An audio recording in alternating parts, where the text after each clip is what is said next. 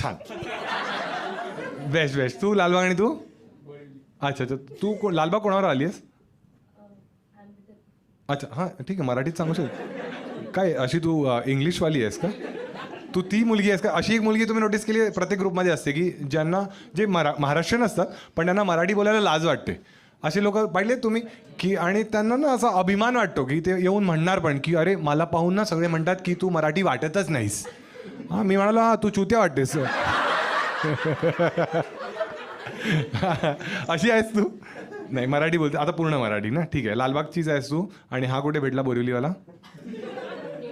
अरे आपण घेऊ तुम्हाला. ठीक आहे ठीक आहे. पण लालबागवाले तुम्ही नोटीस तुमच्यापैकी आहे अजून कोणी लालबागचा कोणी आहे?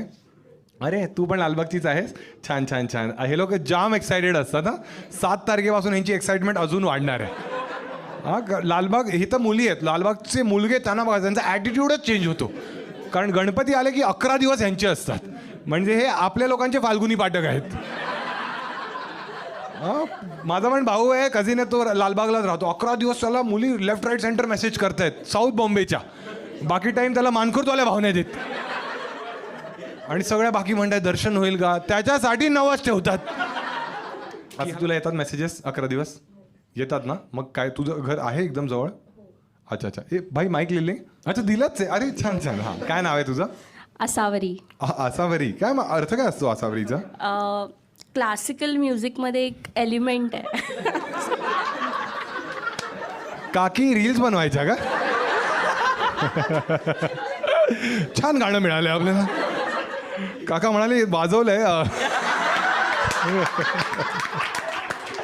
ते वाजवले म्हणणार. असावरी तुझं आहे आणि भाऊ बहीण आहे कोणी? नाही एक I am a single child. Marathi बोल आता. बोल मराठीमध्ये बोल.